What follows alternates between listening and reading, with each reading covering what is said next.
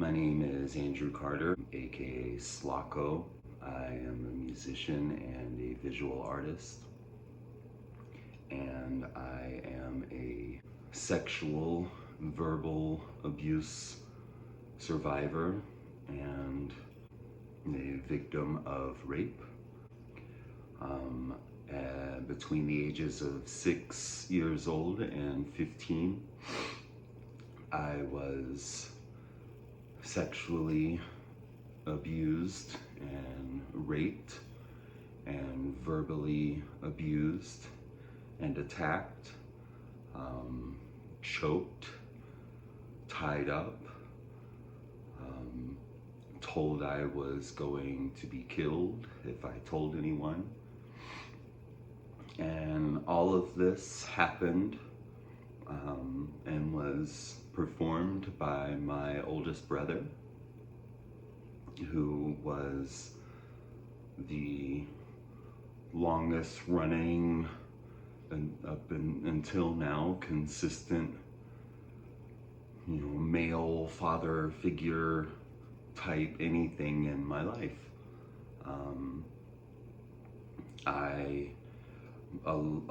Myself and my brothers were verbally abused by our mother our entire lives, and we were abandoned by our father, who honestly at this point I don't know well enough to know his story enough to know how that all came to be. But I have to assume at least a percentage of that was based on my mother being verbally abusive and very hard to please and very quick to decide that whatever she was thinking was right and that whatever you were thinking or doing was wrong. When you were the victim of sexual abuse and to the level that I was raped and tortured and verbally abused, attacked, and tortured, and you are suffering this from someone who is in your immediate everyday and your household family, and everyone else in your family doesn't know and loves this person very much, and you still love this person very much because they're all you've known. And even though they are this person in the darkness, they have to be this other person in the light. And that person is, the person that everyone could not believe would do this to someone, especially their own brother, their own baby brother. So that compounded with being told by him that I would be killed and that everyone would be mad at me if I told, and that I'd be sent away. That on top of the wanting to feel normal, wanting to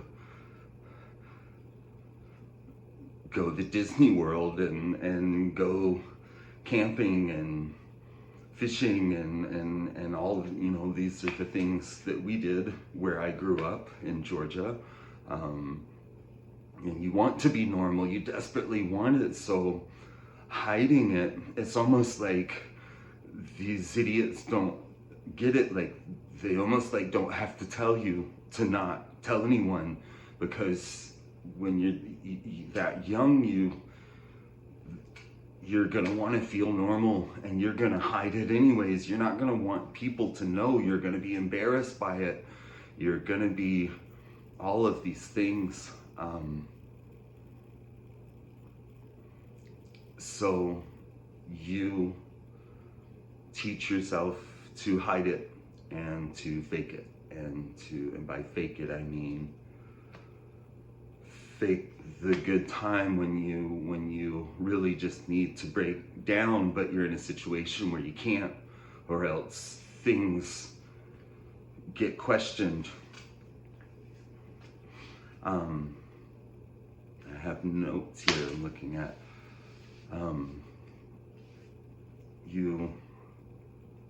You hide it to feel normal. You hide it because you're scared. And honestly, sometimes when you're a victim every day, when this is an everyday thing, you're conditioned. Just like any dog you train to do any trick, you do it every day, the cycle, and they just become the dog that does that trick. So you become this person that's just a part of your life, and you can actually like laugh at things and be entertained by television and movies and music and want to do things and want to succeed and want to be a person and want to do well in school and want to date successfully. And you find yourself trying really hard to do those things. But you find that in a lot of situations, there are too many days that you have no control over the darkness. And you just can't hide it. And that's really hard to do when you're a kid.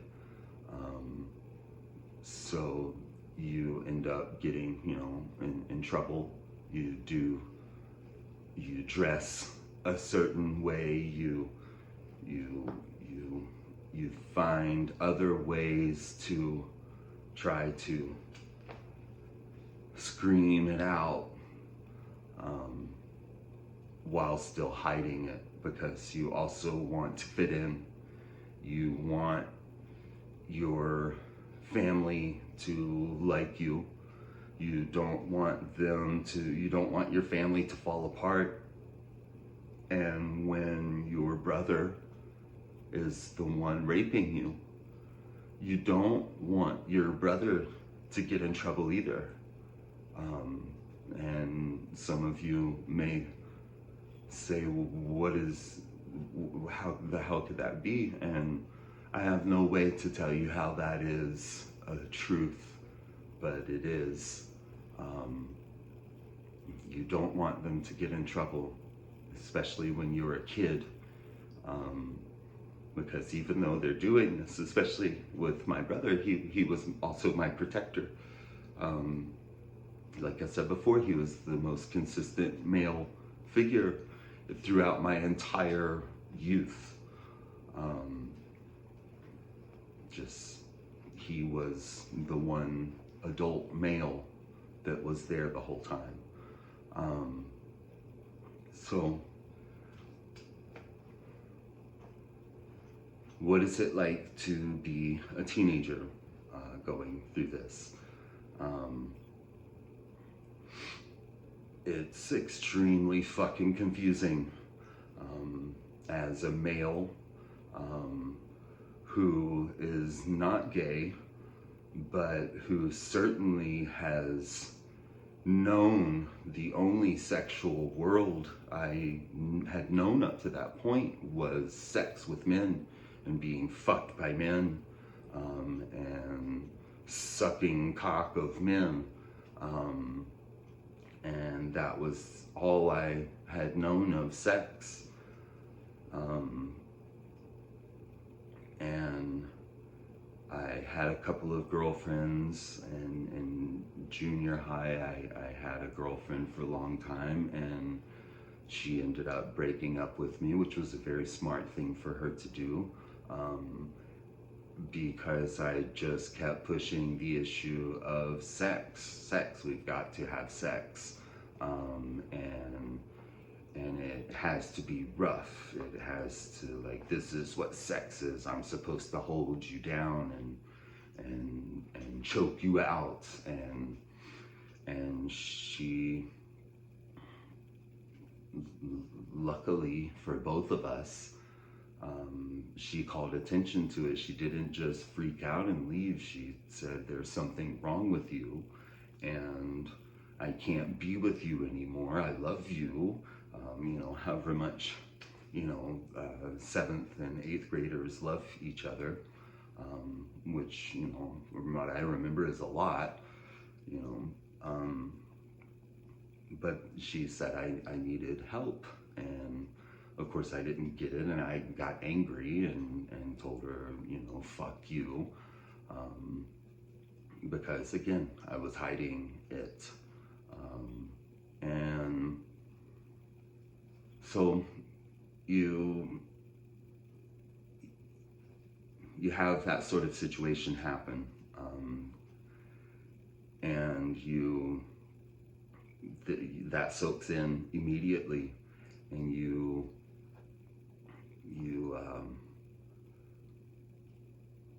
walk away from that thinking, what's wrong? What's wrong with me? I'm a monster. I'm stupid. I'm this. I'm that. You're confused. I was very confused about what sex was and what it was supposed to be, and how love tied into that, because I didn't know that as sex. And you take that and you add being, a teenage boy who's already awkward, and feeling way less than on the inside, and even, trying to talk to girls was just, I had left school a few times because I would just have such huge panic attacks just at the thought of wanting to talk to a girl. And there's typical shyness in boys and girls of that age when we're young, but this was, shyness on top of, a real twisted understanding and warped perspective on what it meant to, what attraction and love and all of that, and sex. Obviously, I had no idea what sex was supposed to be, with actual, love and understanding involved. So let's talk about employment. What it means to try to have a job, or to try to excel and push yourself, to do things and get ahead as an adult, coming from a background of sexual abuse, and verbal abuse and abandonment. What is that like? It is fucking difficult. It is getting a job. Sometimes it's a job that you really, really wanted, and sometimes it's just the job you got because you needed to work to pay bills. But it doesn't matter which one it is, because either way, at some point, you're going to break down, and you're going to be scheduled to work that day, and you're not going to be able to go to work because you're paralyzed. You cannot move with depression, anxiety, fear, hate. Everything keeps you locked to wherever you happen to be. You cannot go to work, or you're at work and you break down and you have to leave. You have to leave, or you have to go find somewhere where you can hide and cry and shake and breathe and hyperventilate and scream and hit yourself and punch yourself and yell at yourself to get back out there. And sometimes that's okay, and sometimes you get fired because you left whatever it was you were doing. You have a maldeveloped mind, and that just makes it fucking difficult to function and be that person that can be there every day and be there for the full shift every day. And so you get fired. And you lose jobs, you lose apartments, you lose friends because they were your roommates, and you shit on them because you lost another fucking job, and they don't understand because you can't tell them, because you're afraid, you're still afraid of your attacker. You can't tell them because maybe you told some people and they didn't listen. I did. I told my mother, and I told her when I was 17 years old, and she did not believe me, and that's a whole other story that I may tell later.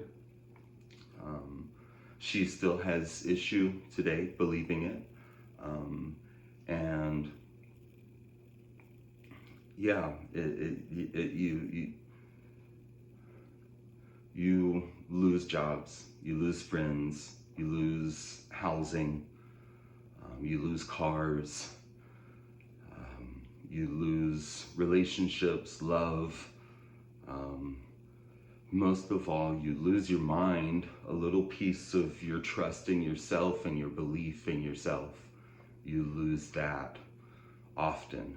Relationships are a problem because you don't trust. And you're so afraid that they're either going to hurt you or leave you that you self-sabotage and you hurt them, give them a reason to leave you, fight them so much, or you become your verbally abusive parents or guardians or whoever it was for you, and you become that to them. And all of those things stop all things, and every time it stops all things. I am 43 years old. I have been in too many relationships. They have all failed. It has always been due to my one thing or another becoming the problem. And yeah, that's relationships for the abused, and the abandoned. That's the relationship for the abused. It's a pretty common relationship guideline for the abused, and the survivors. So also in these relationships, sexual issues, I personally, especially at this point, I find myself so often being completely disgusted at the thought of sex. And then sometimes I find myself thinking of absolutely nothing but I've got to fuck. And it's never like I need to find someone to have this romantic experience with. It's always fucking, and then it's always, I don't want that at all. It's fucking disgusting. And you know, love itself, trying to understand what love is,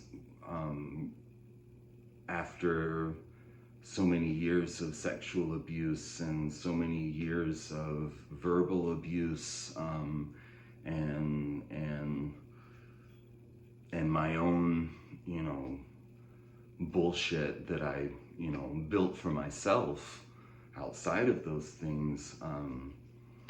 You don't ever get a true. I couldn't tell you right now what love is. I've never had children. People say you won't really know what love is until you have a child. I don't have children, and I have always, there's a reason for that. I know that I'm a perpetual child. What if I get depressed? What if I can't handle it? What if I need space from my own kid who's like 3, and they're a baby, and you can't take space away from them. You can't take time for yourself. And I'm still very much the person, the victim that needs that time to flip out, to reflect, to meditate, to whatever, to yell and scream. And sometimes that time is days, months, years. And how am I supposed to commit to a relationship when I am that way? But you do. Anyways, you get in these relationships because you also are so fucking afraid of being alone, that you have to have someone to prove to yourself that you're not alone, and that you're lovable, and that you're worthy of love, and not just worthy of abuse.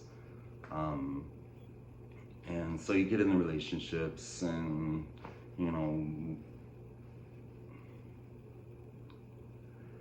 it goes bad.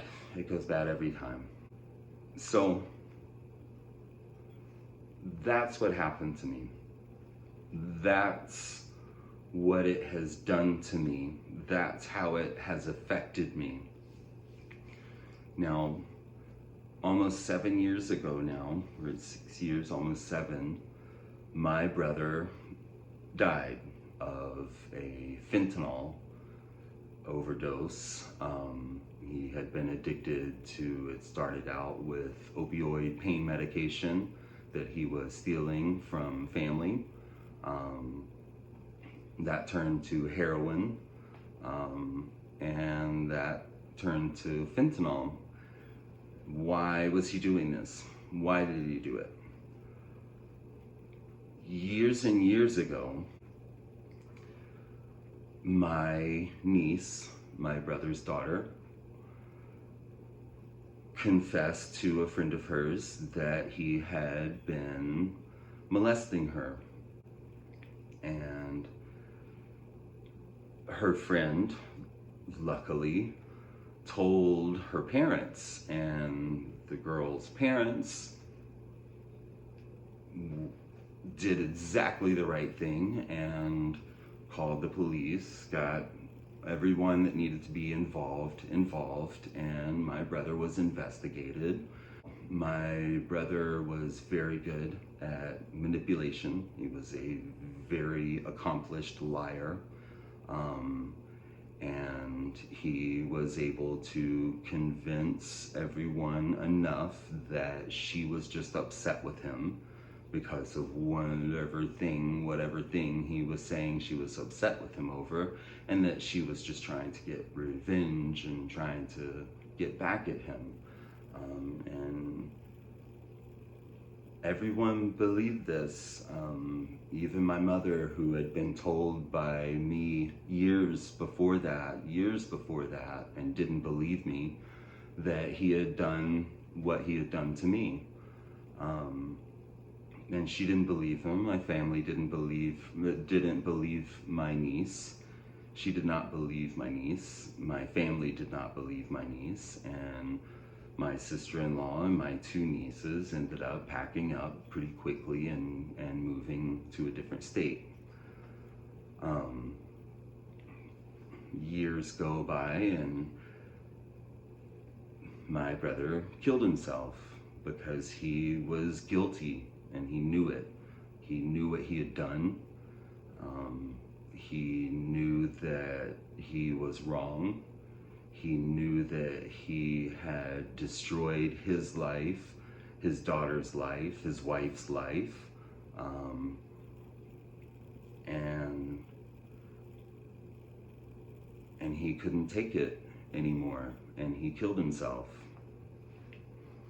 And what in my opinion, obviously, I think he should have confessed and gone to prison and maybe even gotten help by doing that. But that is not what he chose to do, because my brother was a coward. And it takes strength to confess anything that is embarrassing to us, that might get us in trouble, that definitely will get us in trouble. And there's many other reasons that we fear confessing our secrets. And my brother had lots of fears. He was afraid of many things. And I believe that's why he did most of what he did.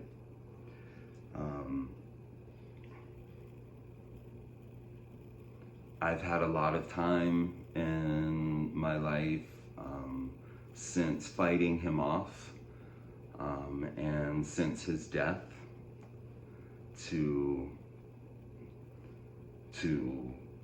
really process and to forgive him, actually.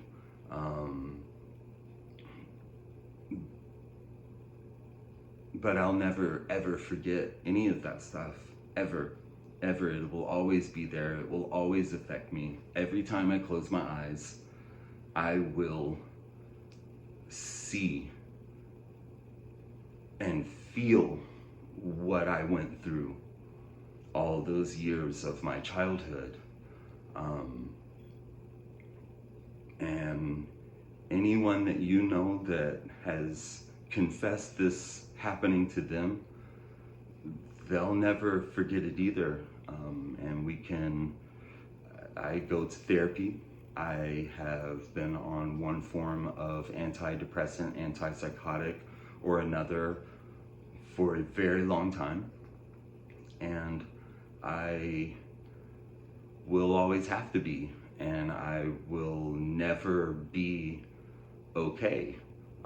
I will be all right, but I will never be okay. I will always be abused, and I will always suffer stress from that and trauma from that and relived fear, and I will always be angry that happened to me, and I will always be angry that my brother did that to me, and I will always be angry that my mother didn't believe me, and I will always be angry that nothing was done, and I will always be angry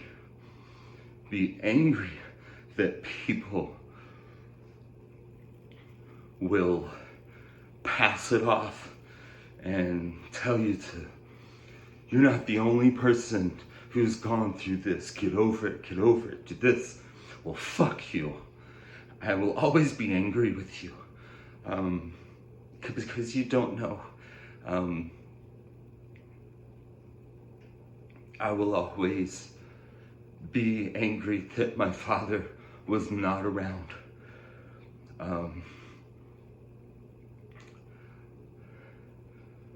I will always be angry that my niece doesn't have the opportunity to be normal, to not have these same things going on inside of her. She's in her early 20s now and married and expecting a kid soon. And she's gonna make a great mother, and her husband's gonna make a great father. But all three of those people are gonna have to deal with who she is and and what she's going to be the rest of her life. They're going to have to deal with that. It is not going away, and you can take medication, and you can get therapy, and you can do all of the things, all of it. And you can find religion, you can whatever. You can astral project and transcend planes. And wherever you go, whatever you do, whoever you become, that will always be in you. And every time you close your eyes, you will see it, you will feel it, you will hear it. It will always be who you are.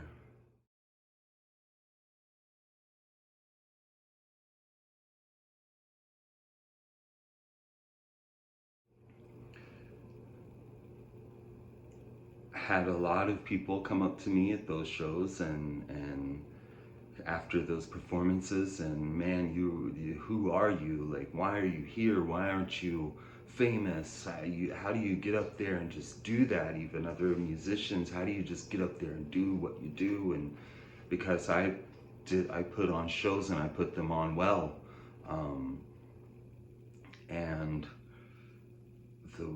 what they didn't know, what they never knew, is that, you know, your band, you tell your band you've got to take shit, or you just need to go smoke a cigarette, smoke a joint, whatever, be by yourself, breathe, and be for a minute before you get up on the stage. But really, what you have to do, what I had to do, was go find a bathroom I could lock the door, or go get in our tour van and lock those doors, and cry and convince myself that I could get up there and go do what I was about to have to do, and that I had to do it, and that I was actually good at it, and that I should do it, and that people wanted me to do it. Whereas you're telling yourself, you know, the whole time all the opposite of that. So yeah, yes, I did that, and I had a really great time doing it. But I had to fight every single step of the way myself to be able to get up there and be that person. Why painting, art, drawing? I first started painting, I think I was living in this house in Nashville, however many years ago now, and somehow the art supplies ended up in that house, and I was told I could use some of them, and so I grabbed some of the brushes and some of the paint, and we had this wood underneath our house, bunch of scrap wood from where they had done construction there before we moved in. And I grabbed a couple of pieces and just started painting. And you know, I didn't know anything about painting, and so when usually people that don't know about it, when you first start, the first thing you do is try to paint a face, you know. At least for me, that was what I wanted to do, and it wasn't, you know, great, but it started to have a little cool look to it, and I just started painting a bunch of them. I went and bought other paints, my own stuff, brushes and acrylic paints, and I went and got a bunch of wood and even bought some brand new big pieces of wood from Home Depot or Lowe's, whichever one it was. And I just started painting this face and all these things around it. And I did this for a really long time, and even like this girl asked me to show my paintings, like exhibit them at this crazy, weird circus type concert, variety show thing she was putting on at this really famous venue in Nashville. And so I took them there, and I did this this exhibit or whatever it was. And then I got home. At this point, my brother had been dead for a year or two. And I was up in Nashville, and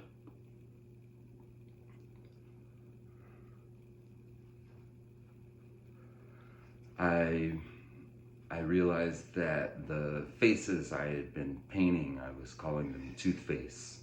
It was like a series. And I realized that when my brother died and I came down to Florida,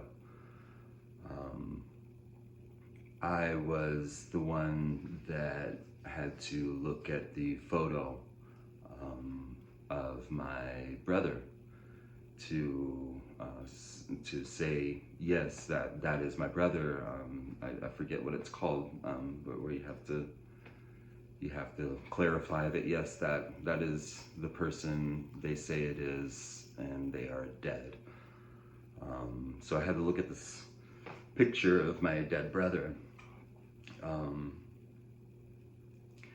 and I just sort of quickly looked at it, saw, yes, it was him, and I gave it back.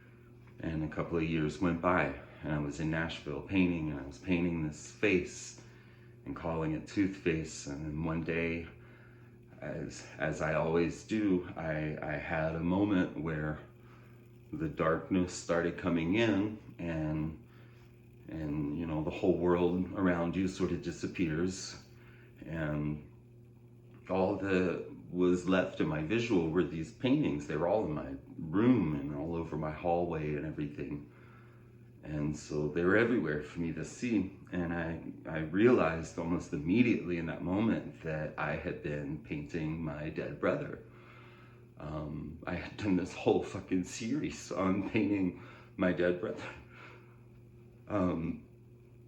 And so as soon as I realized that, I flipped the fuck out, and I just started smashing all of them. And I broke every single fucking painting that I had in the house and threw them away. And that was that day. And then and started painting a different way, because I already knew that the painting was like therapeutic. It made me feel good. It disconnected me from the world, but kept me there too. And so I wanted to keep doing it, but I knew I couldn't keep painting Toothface. And so that's when I really started painting and really thinking about strokes and putting time into it, and started to understand that painting wasn't this instant thing. It was this life form that you could have and care for, and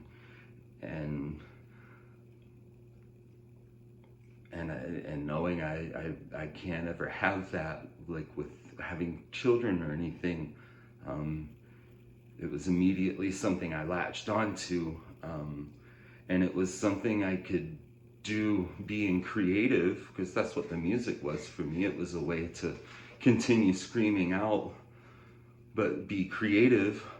But the music became too much work, too much stress. You have to keep a band together. You have to keep a tour bus going. You have to be a boss, and sometimes you can't. And sometimes you can't get up and do the job and motivate the band. Painting was a creative outlet for me that also didn't require my total attention all the time. I can walk away from it. I could paint half of something and walk away and come back to it when my mind's right again to mess with it, and it doesn't hold it against me, and I don't lose its friendship because of it, and I don't ruin its life. I don't hurt its feelings. I don't break its heart. I don't abuse it verbally. It doesn't become my victim. And that's what painting is for me, and that's why I stay in it. It doesn't matter to me what I'm painting. Selling a painting is like an accident for me. Getting commission work is an accident. I'm not seeking it. You will not find my paintings for sale on the internet anywhere, ever. You can buy them if you want, but you probably have to come and look at them or see them on, Instagram. But that's what it is for me. Painting is the one thing that not only I can depend on, but I can it's something that I can allow it to depend on me. That even though I'm away from it here or even physically, that it knows I'll come back. And so yeah, this is the story of how art saved my life. And again, I can't ever close my eyes and not see and feel and hear what happened to me. My niece will never close her eyes and not hear and feel and see what happened to her. I don't know if art has saved my life, but I know that it has given me something I can depend on, and something I can depend on myself being okay with if I have days where I can't get to it, and my life being okay if I have days where I can't hold a brush or get off my ass and create. Art is gonna forgive me for that every time. All these paintings you can't see that are behind you right now, they're always going to forgive me, and they're always going to listen as I'm telling them my story, and they're always gonna hear me when I'm screaming, and they're always gonna help me try to figure it out, and they're always gonna help me. They're always gonna give me an outlet to fucking scream